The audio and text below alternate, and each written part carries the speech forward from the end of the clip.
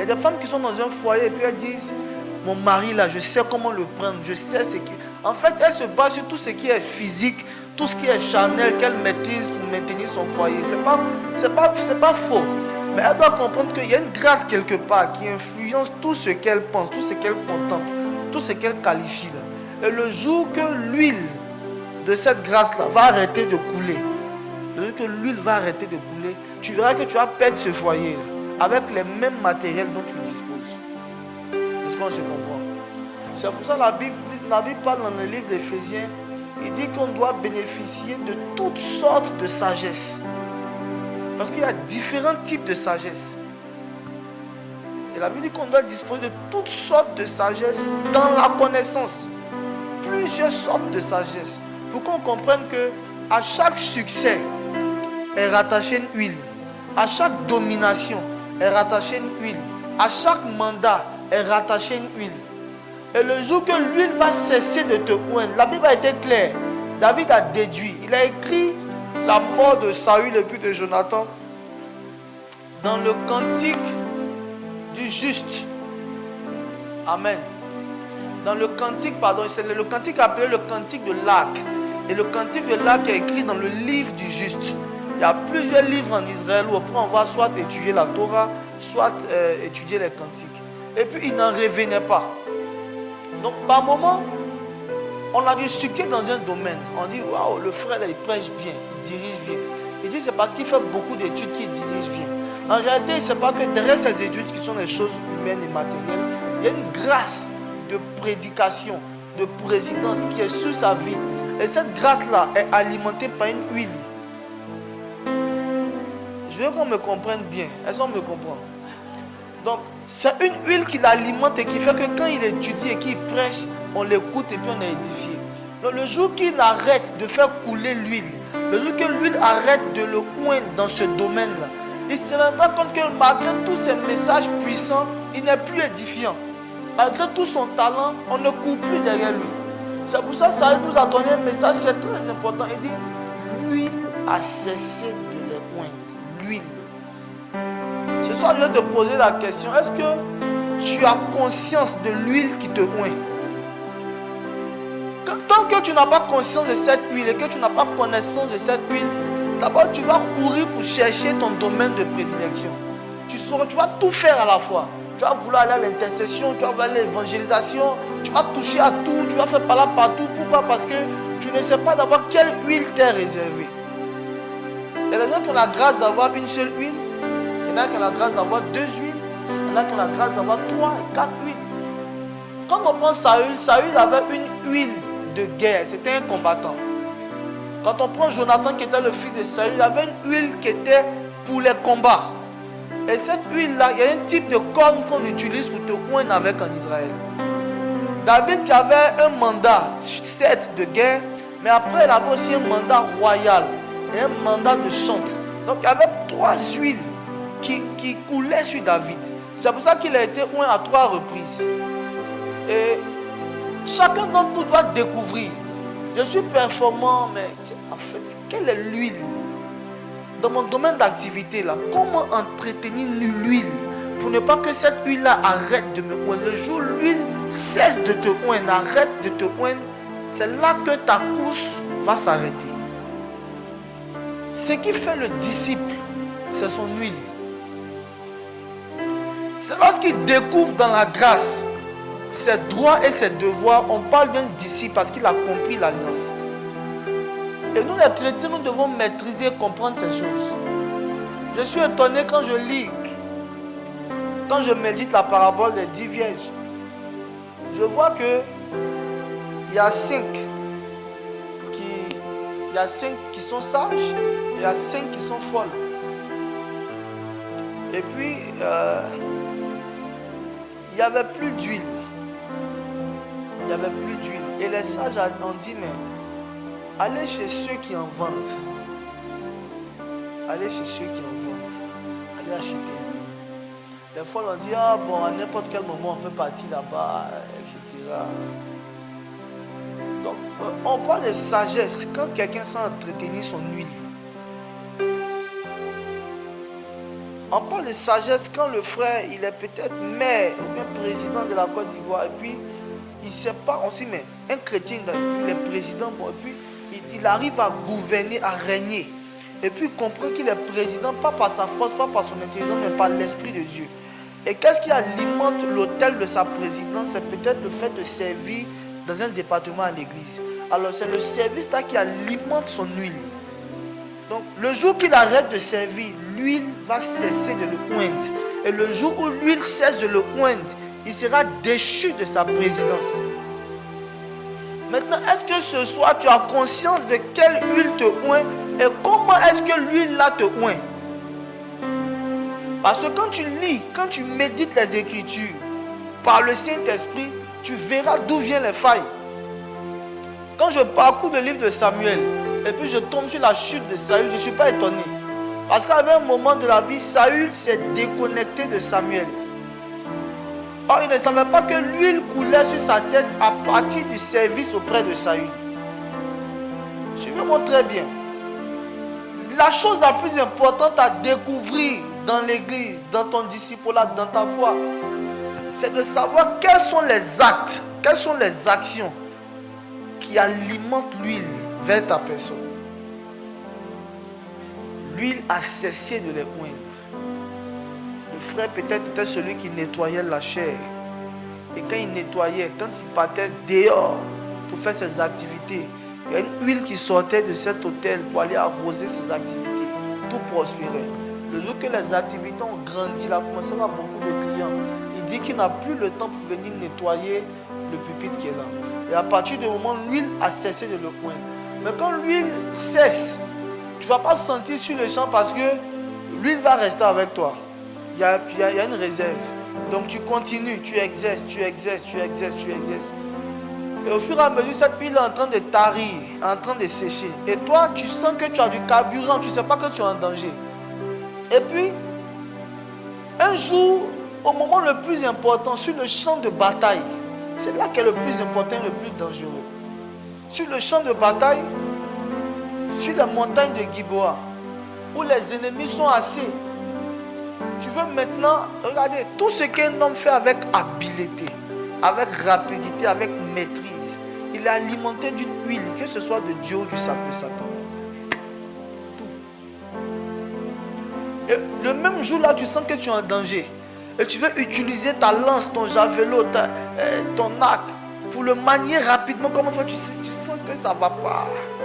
Tu sens que tu es bloqué. Peut-être la soeur chante bien, dit, ah c'est mon talent. Parce qu'il y a une huile qui la oint. Et puis un jour, un grand spectacle, un concert, elle veut chanter, puis elle sent que c'est vide. Mais l'huile te laisse toujours au mauvais moment. Lorsque tu ne prends pas conscience et que tu n'honores pas l'huile. Depuis que je parcours les Écritures, j'ai vu que l'huile laisse toujours au mauvais moment. Tous ceux qui bafouent l'importance de l'huile, ils sont toujours confus. Ça a été le cas des 10 vierges. Et puis il dit, voici l'époux. On dit, entrez dans sa présence. Mais on n'entre pas dans la présence de l'époux sans huile. Et c'est là maintenant qu'elles iront chercher l'huile. Et la Bible dit qu'il n'y a plus de place. Dieu nous parle par sa parole. En ce qui concerne l'huile, pour que nous puissions être intelligents. Quand on parle d'intelligence dans le royaume, on ne parle pas de capacité psychique ou psychologique. La Bible dit que le sage ne se glorifie pas de sa sagesse, que le riche ne se glorifie pas de sa richesse. Mais seul peut se glorifier celui qui a l'intelligence de me connaître. Celui qui a l'intelligence, il connaît Dieu et il reconnaît Dieu. Il sait où Dieu est, il sait où Dieu n'est pas. Et quand il trouve Dieu, il sait comment marcher avec Dieu. Il sait comment ne pas commettre certaines erreurs avec Dieu. Qu'est-ce qu'on fait dans la présence de Dieu? Qu'est-ce qu'on ne fait pas dans la présence de Dieu? Et le disciple qui n'a pas compris l'importance de l'huile, il ira payer très cher pour aller recevoir une huile ailleurs. Il va courir après des huiles qui ne corroborent pas avec son mandat. Voici pourquoi beaucoup d'entre vous se retrouvent dans les mandats d'autres personnes. D'autres sont dans les mandats d'autres personnes. ne sait pas, il a 4 vocations, il est intercesseur, il est chante, il est prophète, il est instrumentiste, il est pasteur. Mais il ne sait pas quelle est l'huile qui coule d'abord sur lui. Quelle est-ce qui... Vous savez, il y a quelque chose qui déclenche en premier l'huile. Et lorsque l'huile nous oint, nous sommes dans la victoire. Lorsque l'huile cesse de nous oindre, que l'huile cesse de nous oindre, c'est lamentable et c'est terrible. Donc pour le succès dans le mariage, il y a une huile. Les femmes juives ne partaient jamais se marier sans huile et sans parfum. Même les Égyptiens. Pour le succès dans la vocation, il y a une huile. Et regardez dans le monde spirituel, ou bien regardez juste à côté de vous. Toutes les personnes qui sont un peu spirituelles savent qu'ils doivent maintenir une connexion qui alimente ce qu'ils font à travers une huile satanique, démoniaque ou divine. C'est pour ça que nos frères d'à côté vont dans les alliances. Ils ont tout ce qu'ils ont, mais ils sont toujours présents dans leurs réunions. Ils savent qu'eux ici, ils font certains sacrifices, ça alimente l'huile. Donc vous ne devez pas vous baser sur vos compétences. Parce que toutes vos compétences et toutes vos actions sont des choses visibles. Or, les choses visibles ne dépendent que des choses spirituelles. Tout ce qui est visible. C'est pour ça que la Bible a regardé et dit, la beauté est vaine. La beauté, elle est vaine. Mais la femme qui craint l'Éternel est celle qui sera louée. La beauté, c'est ce qu'on voit. Ça, c'est physique. Mais la crainte de Dieu, on ne voit pas. Ça, c'est invisible. Celle qui craint l'Éternel, c'est elle dans le temps qui sera louée. Tu vas prendre une femme parce qu'elle est belle. Elle est belle aujourd'hui. Mais sur le long terme, elle va subir des transformations après des accouchements, après des maladies, etc. Donc, tu la maries parce qu'elle est belle et puis 15 ans, 17 ans, 20 ans plus tard, elle n'a plus la même beauté qui t'a séduite auparavant. Donc, l'Ecclésiaste a vu que la beauté ne dure pas dans le temps. Il dit la beauté, elle est vaine. Les autres choses, là, c'est important. Mais c'est la femme qui craint l'Éternel. C'est elle qui sera louée. Celle qui a décidé d'investir dans l'invisible, c'est elle qui sera louée. Il y a des femmes, vous ne pouvez pas avoir un parcours avec ces femmes. Comme la femme de Job. Elle ne craint pas l'Éternel. Le jour qu'il y a une petite détresse, elle appelle son mari. Et puis elle lui donne un ordre qui est en même temps une prophétie. Elle dit maudit Dieu et meurt. Parce que c'est que quand on maudit Dieu, on meurt. Il n'y a plus de suite après ça. Quand on maudit Dieu, c'est pour mourir. Et puis elle dit à son mari, maudit Dieu et meurt. Pourquoi? Parce qu'elle ne craint pas Dieu. Elle n'est pas proche de Dieu. C'est pour ça qu'elle a donné une mauvaise éducation à ses enfants. Les enfants des sacrificateurs, eux, tout ce qui les intéressait, c'était de se réunir pour aller boire, pour aller s'enivrer de vin. Tout le temps. Tout le temps. Tout le temps. Donc vous êtes les fils d'un homme de Dieu. Ayez des rencontres de prière, des plaques tournantes de prière, que d'avoir des plaques tournantes pour aller vous enivrer. Arrivé au moment de la vie, on fait un choix. La Bible dit ne vous enivrez pas de vin. Ça, c'est de la débauche. Toute personne qui a... Il faut choisir entre la débauche et la consécration. Parce que le Dieu qui va t'élever ne vit pas dans la débauche. Et il y a des chrétiens qui n'ont pas encore fait un choix. Ils sont embarrassés. Et ils veulent que Dieu fasse le choix de les grandir, de les élever. Il faut comprendre que tout ce que tu appelles plaisir, il y a eu un temps pour ça. Il y a eu un temps où tu partais boire des casiers, tu t'es assis, puis tu buvais. Et tu as pris conscience, tu as dit que tu veux laisser ces choses, tu veux te convertir. Et Paul est clair dans les Écritures, dans les Épîtres, ne vous enivrez pas de vin. Ça, c'est de la débauche. Donc, il y a des amis, il y a même des frères qui sont en Christ, seul leur mandat est d'inviter les gens, de les convier à la débauche. Alors, on se va manger un peu, ah oui, mais tu as prévu un peu de vin. C'est ça Dieu l'a appelé. Tu vois, c'est un instigateur de débauche. Il est malheureux. Il n'a pas connu le Seigneur, il n'a pas le Saint-Esprit. Donc, tout ce qu'il peut faire pour son prochain, c'est de l'inviter à la débauche. Ah oui, on se fait pas demain, oui, mais je viens avec du vin. Là. En fait, il est utilisé par les membres de la débauche. Il parle débauche, il respire débauche. Et c'est un choix. Chaque fois que tu seras confronté, il faut savoir que la vie chrétienne, c'est une succession de choix. Maintenant, tu m'invites, pourquoi on aille boire, pourquoi on aille s'enivrer. Bon, moi, j'ai vu que j'étais dans la débauche, c'était la pauvreté, c'était l'échec, c'était tout ce qui est mauvais. Ma vie n'avance pas. Je suis en train de me consacrer un peu. Dieu est en train d'ouvrir les portes. Où les portes sont presque ouvertes, pourquoi je vais aller à la débauche? Donc, vous devez apprendre à scinder vos relations, vos amitiés. Voici des amitiés de débauche, voici des amitiés de consécration. Quand on m'appelle, alors oui, tu fais comme ça. Ça fait 3 jours, on n'a pas prié, hein, c'est sérieux. 3 jours quand même, sans prier, je pense que c'est sérieux. On va manger, puis après ça, on va prier. Ça, c'est une amitié. Parce que ça entretient l'huile. Mais malheureusement, il y a des frères en Christ qui s'invitent comme ça, des soeurs en Christ aussi, pour la débauche. Ils sont très passionnés, qui sont très instruits sur comment pratiquer la débauche, malheureusement. Et ces choses-là, ça n'entretient pas l'huile. C'est pour ça que la Bible dit qu'il y a beaucoup de choses qui ne sont pas forcément dans ton esprit comme des péchés. Mais ce n'est pas utile pour toi. Ce n'est pas utile. Tout m'est permis, mais tout n'est pas utile.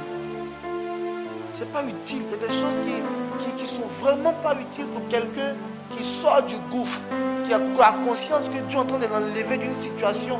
Et puis bon, c'est vraiment pas utile. Pourquoi? Parce que ça affecte l'huile. Amen. Amen. Amen. C'est pour ça que la Bible dit dans le livre d'Ecclésiaste 10, verset 1, que les mouches mortes fermentent et font polluer l'huile du parfumeur. Les mouches mortes vont fermenter et viennent polluer l'huile du parfumeur. Parce que Dieu a fait de vous un royaume de sacrificateurs. Et vous devez comprendre que le sacrificateur travaille avec l'huile et puis les parfums. Et puis, en tant que parfumeur de la vie des uns et des autres, Dieu te donne un mandat pour ceux que tu appelles tes collègues dans ton entreprise, pour ceux que tu appelles tes coéquipiers dans ton équipe, dans ton club, pour ceux que tu appelles, je ne sais pas moi, tes collègues dans ta musique, etc. Et tu es un sacrificateur dans ce royaume-là. Le sacrificateur, le prophète, c'est la prophétie, c'est le don. Mais le sacrificateur sont les accessoires, c'est les actes. Et puis, il a fait de toi un sacrificateur dans son royaume. Et tu es un parfumeur, tu as ton huile. Et il y a une domination dans les Écritures qu'on appelle Baal-Zébul ou Bel-Zébul. Et c'est ce qu'on appelle le dieu des mouches. Voilà ce qu'on appelle le dieu des mouches. De tout ce qui est dans le monde, tout ce qui est mondain, tout ce qui est volant, tout ce qui est éphémère. Amen. Tout ce qui est éphémère, la durée d'une mouche, je pense, tout autour de 30 à 39 jours. Au 40e jour, elle meurt. C'est le Dieu de tout ce qui est éphémère, tout ce qui n'a pas de sens. Et la Bible dit que les mouches mortes, c'est-à-dire tout ce qui n'a pas de sens, tout ce qui est éphémère, que tu n'appelles pas forcément un péché, mais qui est éphémère, ça pollue et ça fait fermenter l'huile du parfumeur. C'est-à-dire qu'on arrive sur le feu comme ça, puis on commence à critiquer, on parle du frère qui est là-bas, puis on parle, non, mais moi, c'est ce que j'aime pas à l'église, c'est le visage de Madame Niamier.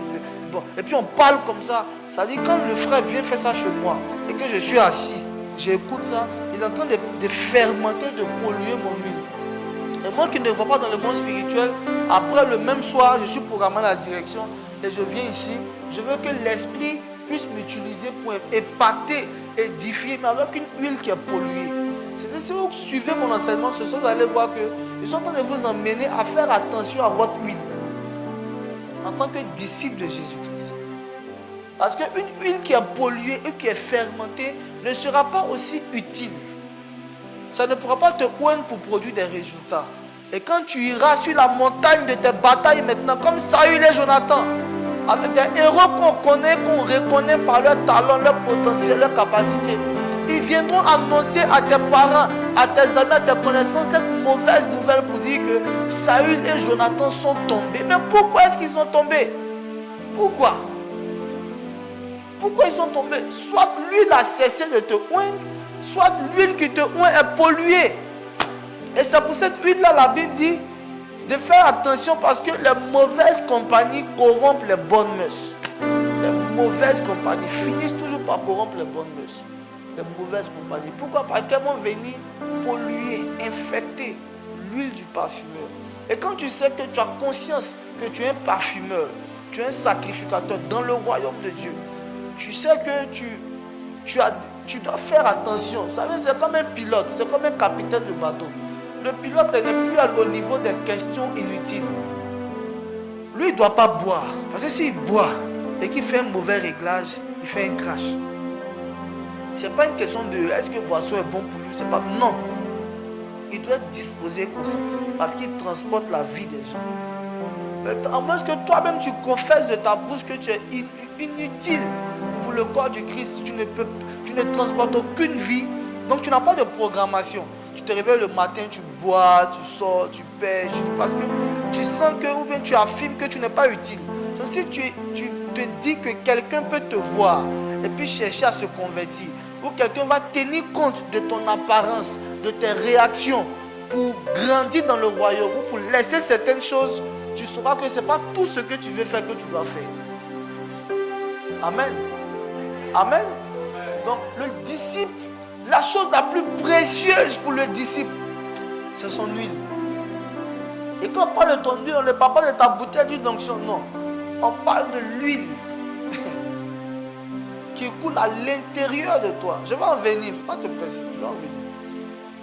Et par moments, cette huile est tellement, vous savez, tout ce qui est gratuit est bon marché dans l'esprit des uns et des autres. Quand quelque chose est gratuit, c'est bon marché.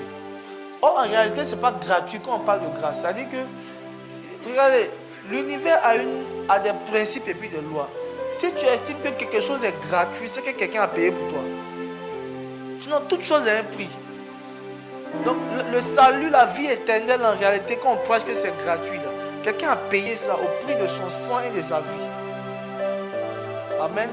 Si vous voulez, c'est subventionné totalement.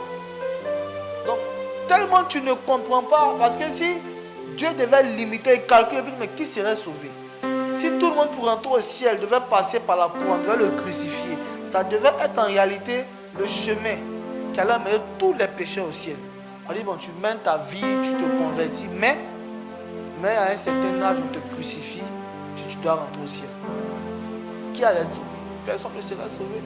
Mais si on levait la crucifixion et puis disait, bon, tout ce que Jésus a vécu, tu vas vivre un peu. Au lieu d'être crucifié, bon, on te frappait, on allait te flageller, on allait te cracher sur toi, sur le chemin, pour que tu rentres au ciel. Tu allais dire, non, mais moi je suis un responsable, etc. Donc, il a tout payé, tout ça. Il a payé tout.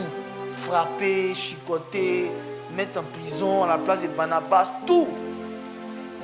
Donc tu penses que souvent ça n'a pas trop de portée. Tu mènes une vie comme ci, tu mènes une vie comme ça, etc. Un bon chrétien, il est conservateur. Quand tu es conservateur, ils vont te traiter de tout. Ils vont trouver que tu es pharisien, etc. Ça, c'est ce qu'eux ils disent. Ça, tu n'as pas le temps pour les répondre. C'est-à-dire, toi, tu as un mandat. C'est après ils vont comprendre l'importance d'être conservateur. Ils gardent quelque chose. Ils préservent quelque chose. Et la Bible nous dit encore dans Ecclésiaste 9, verset 8 à 9, que quand tout temps tes vêtements soient blancs, qu'en tout temps tes vêtements soient blancs, en tout temps que tes vêtements soient blancs, et que l'huile ne manque point sur ta tête, qu'en tout temps tes vêtements soient blancs. Pourquoi Dieu veut qu'en tout temps tes vêtements soient blancs? Allons en Zacharie chapitre 3, rapidement. Vous savez pourquoi? Souvent Dieu nous donne des ordres, mais on ne comprend pas. Quand il dit, qu'en tout temps tes vêtements soient blancs, parce que le lion, c'est-à-dire le diable qui se promène comme un lion rugissant, cherchant qui dévorer là. C'est en tout temps qu'il rôde. Et tu ne sais pas à quel moment il viendra t'accuser. Tu ne sais pas. Et il peut t'accuser à un moment fatal. C'est pour ça que vous avez dit, en tout temps, il faut que tes vêtements soient blancs. Zacharie chapitre 3. Zacharie le chapitre 3. Il me fit voir Josué. Il me fit voir Josué. Le souverain sacrificateur. Le souverain sacrificateur, c'est-à-dire celui qui est établi même sur les sacrificateurs. Debout devant l'ange de l'Éternel. Il était debout devant l'ange de l'Éternel. Et Satan qui se tenait à sa droite pour l'accuser. Il ne savait pas que chaque fois, même quand il rentre dans la présence de Dieu, chaque fois quand il sort, quand il va manger, quand il va à l'école, quand il va au travail, là, il ne sait pas que Satan le suit partout où il va. C'est parce que Satan suit tous les chrétiens. Satan affecte des démons pour suivre tous les chrétiens, pour que partout où tu sois là, Satan te voie. C'est pour ça que Dieu a affecté un ange pour dire l'ange de l'Éternel campe autour de ceux qui le craignent pour les arracher du danger. Parce qu'il sait que Satan, il ne travaille pas en mi-temps. Satan ne travaille pas pour se reposer après, comme toi, tu n'as pas le temps, tu es en retard. Non, Satan, il a son poste. parce qu'il a des objectifs.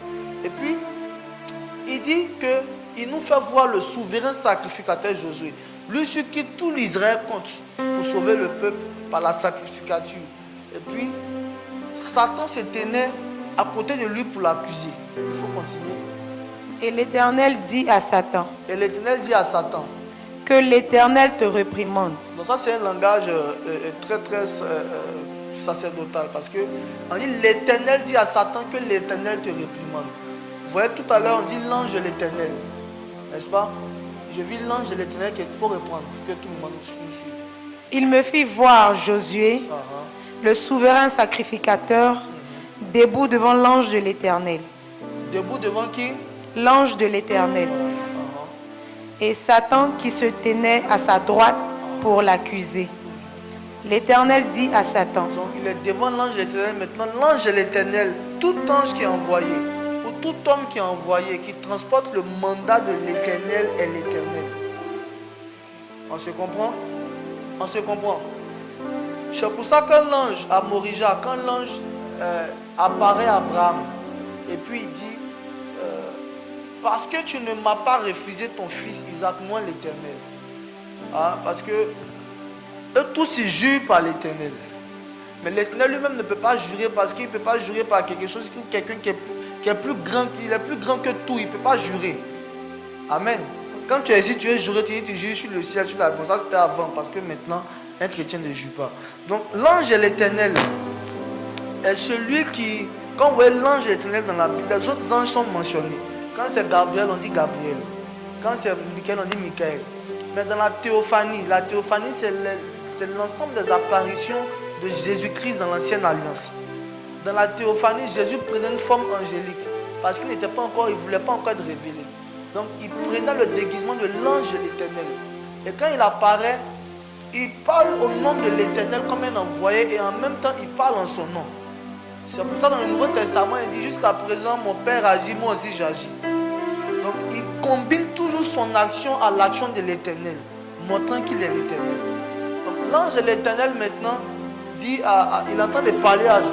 Il faut continuer. l'Éternel dit à Satan, que l'Éternel te réprimande.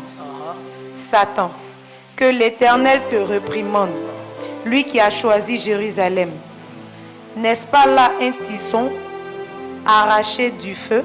Donc ça, tout ça c'est une manière aussi de prier qu'on va vous expliquer une prochaine fois. Il dit que l'Éternel te réprimande, Satan. C'est une première fois. Et puis après il dit que l'Éternel te réprimande, lui qui a choisi Jérusalem. Oh, tu es venu accuser le sacrificateur qui officie pour sauver la ville de Jérusalem. Donc il y a deux manières d'intercéder pour la cause d'un chrétien. C'est pour ça qu'on est inquiet pour les chrétiens qui ne servent pas Dieu à l'église. C'est-à-dire si on dit que Dieu te réprimande, que Dieu réprimande Satan à cause de Dominique. Et puis après on dit que Dieu te réprimande, n'est-ce pas elle que Dieu a choisi pour des fonctions de secrétaire dans sa maison et toi tu te tiens à sa droite pour l'accuser. Vous savez, il y a toujours résistance. Je vais vous dire la vérité. Il y a toujours résistance lorsqu'on va intercéder pour la cause de quelqu'un. Et quand cette personne n'a rien fait ou ne fait rien pour le Seigneur, pour le service du Seigneur, ou si cette personne a arrêté de servir, même l'intercession de l'homme de Dieu le plus loin de la terre ne va pas te sauver. C'est pour ça en Jude 1 verset 8, la Bible dit, lorsque Moïse alla lutter, lorsque l'ange Michael allait lutter le corps de Moïse avec Satan, il n'a pas prononcé des propos injurieux à des chrétiens qui pour un peu seulement ils insultent. Même si tu insultes le diable, tu peux être frappé pour ça. Tu as dit, mais j'ai insulté Satan et puis Dieu m'a frappé. Parce que Satan est oint par Dieu. Amen. Amen. Et quand on parle de résister dans la Bible, ce n'est pas une lutte. Regardez même en Luc, la Bible dit que Jésus arrive devant Jean-Baptiste, il dit baptise-moi. Jean-Baptiste dit non, c'est pas moi qui dois te baptiser parce que tu es plus grand. Et puis il dit non, faisons ce qui est convenable. La Bible dit alors, il ne lui résista plus. Quand on parle de résister, on parle des arguments solides dans l'intercession. Donc si quelqu'un arrive et puis vient intercéder pour le frère, Satan dit non, moi j'ai son document ici, son dossier. Il a fait ça, ça, ça et ça. Et puis tu n'as pas assez d'arguments véritables sur lesquels on peut se baser pour l'arracher de la gueule de Satan, tu perds. Et puis Satan l'emporte. Amen. Amen. Ça, c'était une parenthèse. Donc, continue, on va parler de pourquoi on a lu. Or, Josué était couvert de vêtements sales.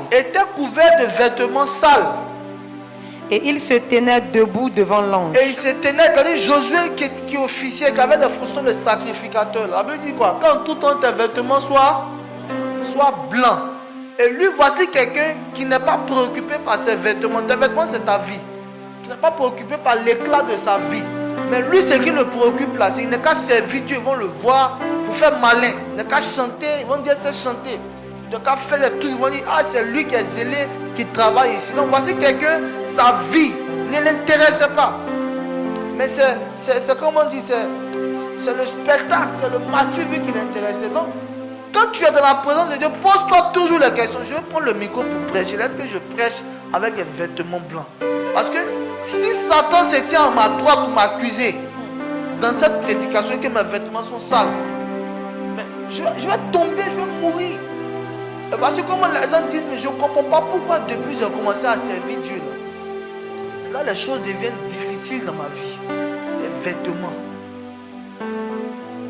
On se comprend? Il faut dire à quelqu'un tes vêtements.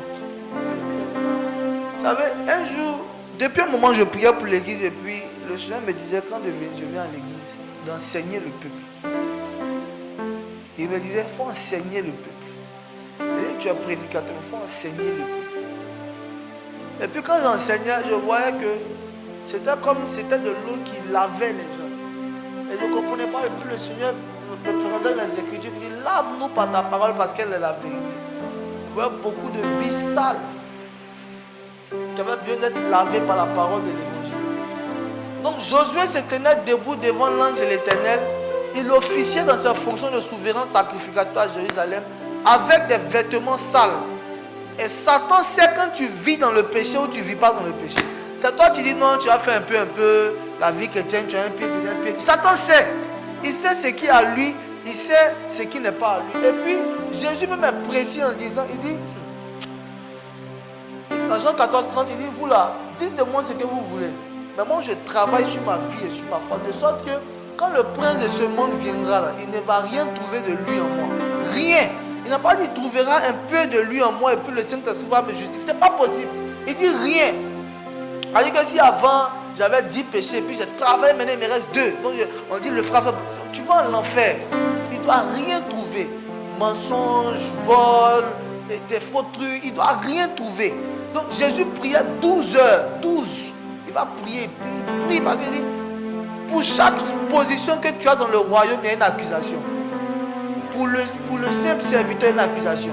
Pour celui qui a la porte, il y a une accusation. Pour le chrétien, il y a une accusation. Pour non-chrétien, là, c'est condamnation même. Pour celui qui sait, il y a accusation. Donc si ceux-là seront tous, et moi qui suis le Fils de Dieu. Moi qui suis le Fils de Dieu. Si on trouve quelque chose de grand, mais c'est terrible.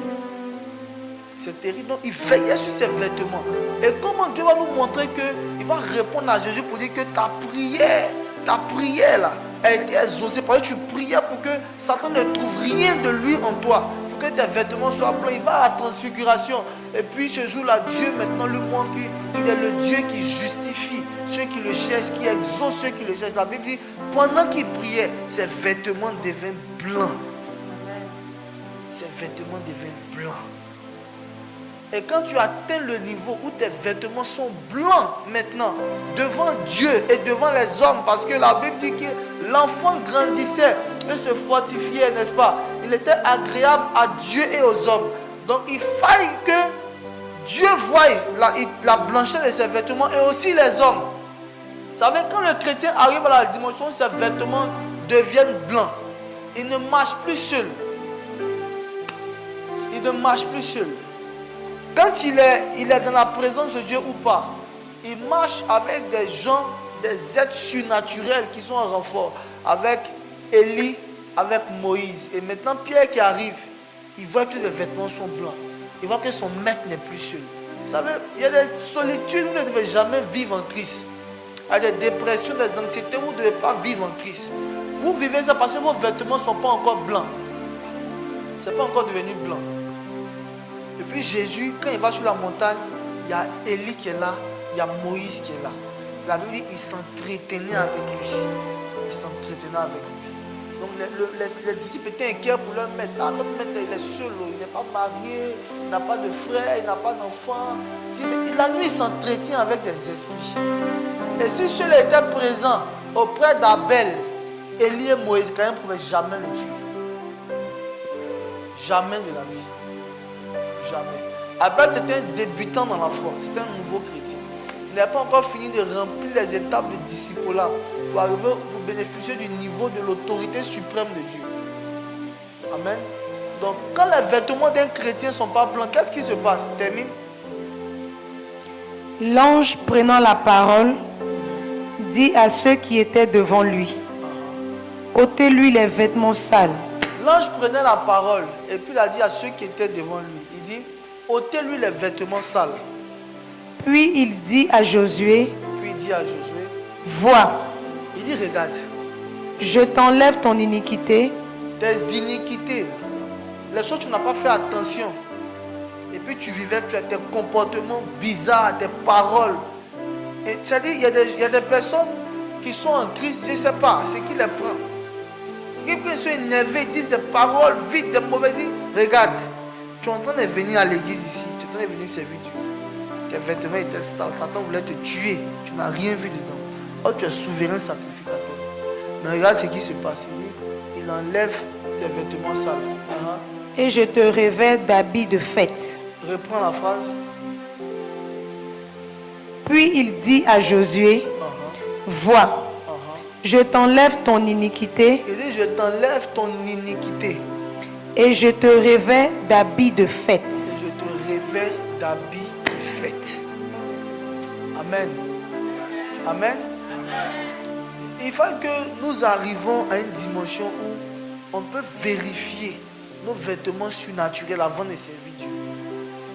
Et quand deux personnes qui ont des vêtements sales se croisent à l'église, ça ne peut créer que des conflits. Oh, je ne m'entends pas avec lui là, je m'entends avec celui-là, je ne m'entends pas. C'est une question de vêtements. Et Dieu nous dit qu'en tout temps, que tes vêtements soient blancs. Que tes vêtements soient blancs. Et quand tes vêtements seront blancs, l'huile ne manque point sur ta tête. Que l'huile ne manque point sur ta tête. Les vêtements, c'est pour maintenir ton statut. Tu peux t'asseoir. Pour ne pas que Satan vienne t'accuser. Et l'huile, c'est pour l'accomplissement de ton mandat. C'est pour l'accomplissement de ton mandat. Si l'huile manque sur ta tête, le jour où l'huile cesse de te oindre, il dit, ils vont envoyer des lettres à tes parents, comme ils ont fait avec Job. Un matin, Job était assis. Voici des enfants que Job a eus. Et puis, l'huile a cessé de les oindre. Leurs vêtements n'étaient pas blancs. Ils sont allés faire les démons qui ont été affectés pour les vérifier. Ils sont allés faire leur rapport à leur maître qui est Satan. Il dit, les enfants là, on peut les attaquer maintenant. Hein? Satan dit, comment ça dit, on peut les attaquer. Leurs vêtements sont plus blancs. Il n'y a pas huile sur leur tête. Actuellement, je te parle même là, ils ont fait réunion. Hier, ils étaient chez l'autre. Demain, ils seront chez Anissé pour aller boire. On peut les attaquer. Mais avant que Satan ne t'attaque, il va regarder ton huile. Et quand il verra que l'huile là, c'est à une dimension supérieure, il va dire, l'huile, on ne l'attaque pas. Ah! Et c'est quand vous avez lu, vous avez vu que Marie, la mère de Jésus, a été attaquée. Le Saint-Esprit l'a couvert de son nom. C'est quand Satan la regarde là, il ne peut pas attaquer cette grossesse. Il ne peut pas. Satan sait qui il attaque et il sait qui n'attaque pas. Il sait qu'il y a des gens qui ne peuvent pas attaquer, il ne peut jamais attaquer. Il rentre à gauche, il rentre à droite, son mari veut la laisser, elle ne prie même pas pour ça. Le Saint-Esprit l'a couvert. Ses vêtements sont blancs, l'huile est sur sa tête et puis elle avance. Quand elle arrive chez Élisabeth, l'enfant qui est dans le ventre d'Élisabeth est saisi par l'onction.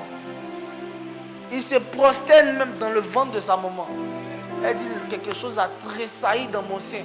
Pourquoi? Parce que Jean-Baptiste s'était déjà prosterné depuis le ventre de sa mère quand il a vu Jésus. C'est là qu'il a connu Jésus dans le règne de l'Esprit. Et 30 ans plus tard, il voit quelqu'un marcher, rentrer dans l'eau. Il dit, je reconnais cet homme. je le reconnais. Dans le ventre de ma mère, il y a eu couragement. Il dit, quelqu'un qui est plus grand va venir. À quel moment il a su que Jésus était plus grand? Marie, la mère de Jésus, remplie du Saint-Esprit. Son mari dit, non, je vais te me retirer de toi. Parle pas. Quand tes vêtements sont blancs, tu ne te justifies plus. La présence de Dieu te justifie. Joseph, lui seul, il s'en va prendre une retraite spirituelle peut-être. Il va se retirer pour aller jeûner. Quand il s'en va, il y a un ange qui lui vient et dit, hey, si tu as laissé Marie ici en Israël, tu vas voir ce qui va t'arriver. La vie normale. Lui seul, il revient. Mais quand vous parvenez à ce niveau, dans le Saint-Esprit, vous ne vous justifiez plus.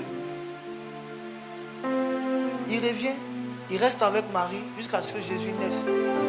Marie est tranquille. Après, Hérode veut tuer les enfants. Elle ne prend pas Jésus pour faire quoi que ce soit.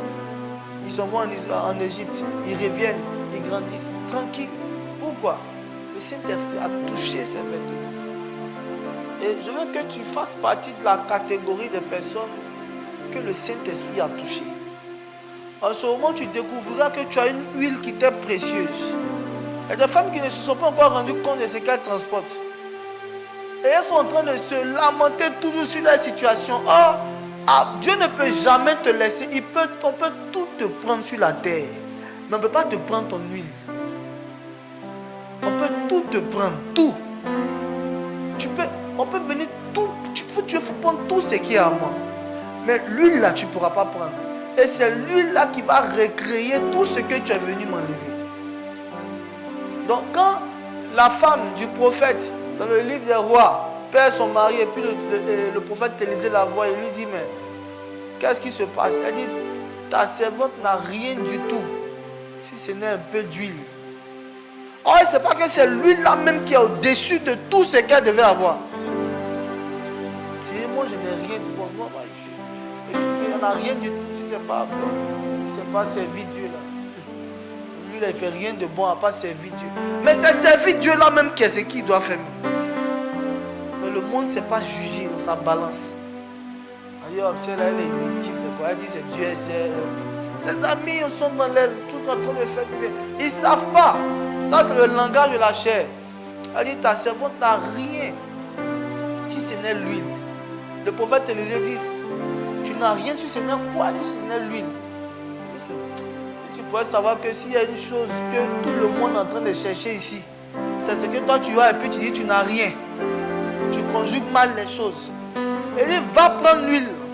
Partout où tu arriveras, tant que tu vas trouver des vases, l'huile là va remplir. Elle arrive quelque part, l'huile remplie. L'huile remplie, l'huile remplie, l'huile remplie, l'huile remplie, l'huile remplie, l'huile remplie. Ah! Et puis, le prophète lui dit maintenant, tu peux vendre pour aller payer la dette de tes créanciers. Cette femme même n'est pas très sage. Si c'est moi, j'allais chercher mes créanciers, mais j'allais aller pour que l'huile coule partout dans leur vase en Israël. Partout. Partout tu arrives, l'huile là, ça coule. Partout. Souvent Dieu vous fait la grâce, vous restez en 4 murs en train de vous lamenter dans les petits endroits inutilement. Partout. Dieu, il rétablit quelque chose dans ta vie ce soir au nom de Jésus-Christ. Il t'emmène à découvrir, il dit, afin que vous recevez un esprit de sagesse et de révélation dans sa connaissance. Parce que la connaissance est la mère qui enfante la sagesse et la révélation. Si vous ne vous plongez pas dans la connaissance, vous ne pourrez pas engendrer ces jumeaux. Ce sont des jumeaux. La sagesse et la révélation se trouvent dans la connaissance. Et il dit, afin de connaître ce qui surpasse toute connaissance, la connaissance de Christ. Donc, lorsque nous venons dans la présence de Dieu, il doit justifier, mais il ne doit pas s'arrêter à ça. Si Jésus était venu te sauver seulement, il n'avait rien fait. Il y a eu des gens qui ont sauvé dans l'ancien, ils n'ont rien fait. Mais il vient pour te restaurer. La fille de Pharaon a vu Moïse sur la mer Rouge. Elle a sauvé Moïse. Mais si elle sauvait Moïse, qu'elle prenait Moïse, elle le rendait à sa mère, dans la même maison, avec le même traitement. Elle n'avait rien fait sur Moïse. elle a pris Moïse. Elle a adopté Moïse. Et la Bible dit quoi? Que nous sommes des fils d'adoption. Il nous a adoptés aussi. Il nous a donné le nom de son Père. Il a fait de nous co-héritiers. Et qu'est-ce qu'elle a fait? Elle a donné des droits à Moïse. Elle a donné une onction à Moïse, une éducation à Moïse. C'est ce que Christ te donne.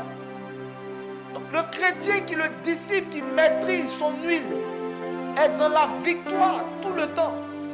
Le disciple qui tient compte que ses vêtements ne doivent pas être affectés par son quotidien. Il est toujours en train de célébrer le Seigneur. Ce soir, je veux que tu pries le Seigneur. Peut-être quand tu es venu ici, tes vêtements n'étaient pas blancs. Ce n'est pas ce qui compte. Même quand Jésus montait, ses vêtements n'étaient pas encore blancs. Parce que c'est la présence de Dieu qui nous blanchit. Peut-être tu es venu ici, tu as commis même un péché avant de venir. Tu as fait un palabre, tu étais en colère. Peu importe. Mais si tu prends la décision de te justifier par le Saint-Esprit, de te purifier, Dieu va maintenant blanchir tes vêtements. Et tu dois les maintenir blanchis quand tout temps. Quand tu iras demain déposer ton CV, et puis ton patron voudra coucher avec toi, que tes vêtements soient blancs.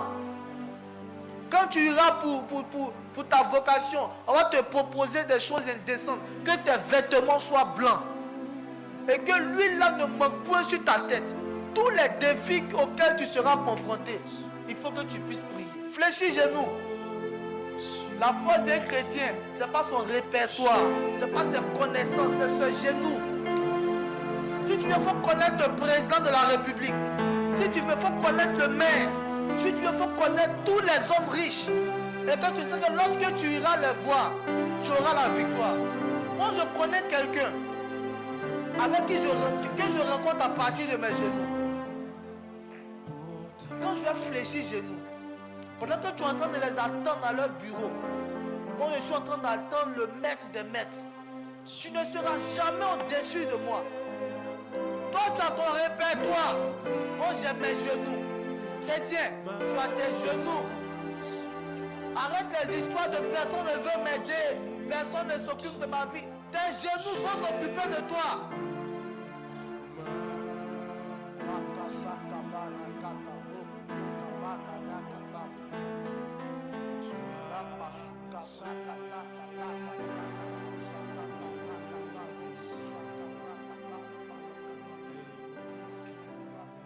La chose t'échappe parce que tu n'es pas à genoux.